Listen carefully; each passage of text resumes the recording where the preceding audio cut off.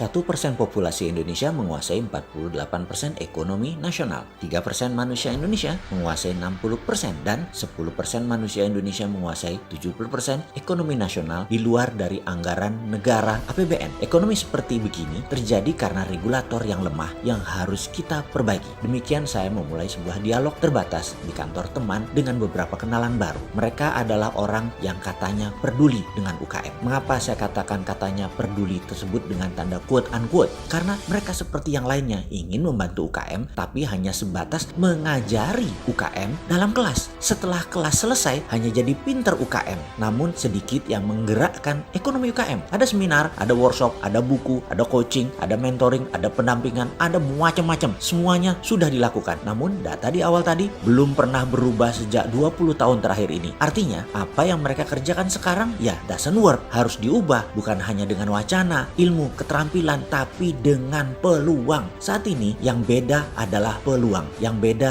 yang tidak adil adalah kesempatan. Coba deh, apa syarat pinjaman bank? Ada jaminan. Apakah semua pengusaha punya jaminan? Apakah UKM punya jaminan? Pertanyaan berikutnya, apakah syarat IPO di bursa saham? Omsetnya harus di atas 50 miliar setahun atau kapitalisasinya harus besar. UKM bisakah melantai di bursa IDX? Pakai fintech?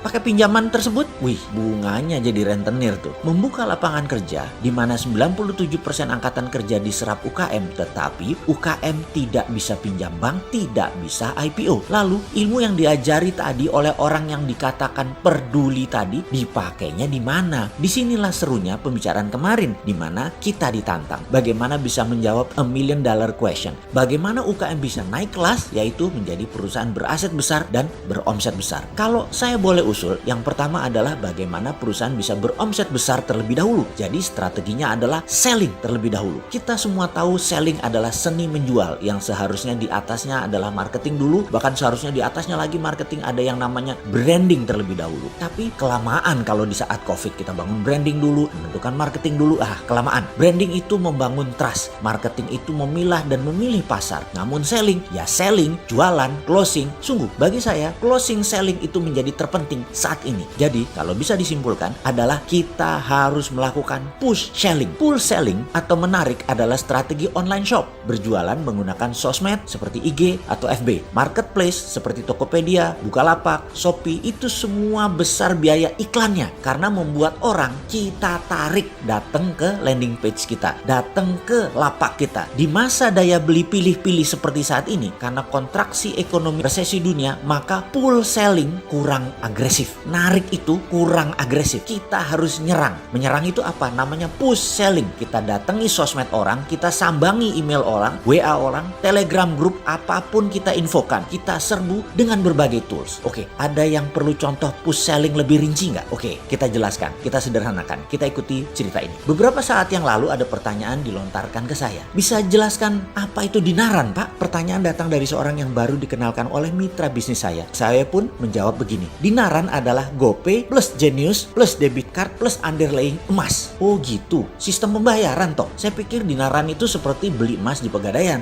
hanya lebih liquid karena berbasis teknologi digital. Oh bukan Pak, dinaran adalah aplikasi alat bayar multi channel. Saat ini kita luncurkan dinaran emas seperti tadi yang saya jelaskan. Nanti akhir Oktober 2020 ini ada dinaran dolar, di mana underlying dana Anda bisa memilih dolar sekarang. Ke depan bukan hanya emas underlyingnya, tapi bisa pilih dengan dolar. Di akun yang lain tentunya. Anda boleh punya 2 akun di dinaran. Satu dinaran emas, satunya dinaran dolar. Jadi penjelasan lengkapnya dinaran dolar adalah GoPay plus Genius plus debit card plus underlying dolar. Sederhana membayangkannya. Seperti personal portable money changers, aplikasi dinaran tersebut. Demikian saya menjelaskan sesimpel mungkin. Karena baru kenalan gak enak kalau jualan terus. Tapi saya tidak kuasa menahan untuk tidak meneruskan jualan. Namanya juga peluang di depan mata. Jadi saya teruskan. Fitur-fitur dinaran masih terus disempurnakan. Usia dinaran baru 4 bulan saat ini. Muasalnya mengurus semua izin dan teknologi mundur ke 1 tahun yang lalu. Sudah cukup panjang perjalanan dinaran sesungguhnya. Dinaran adalah cerita panjang dari analisa mendalam memprediksi ke depan tentang tumbuhnya kebutuhan bertransaksi dengan berbasis personal sovereign wealth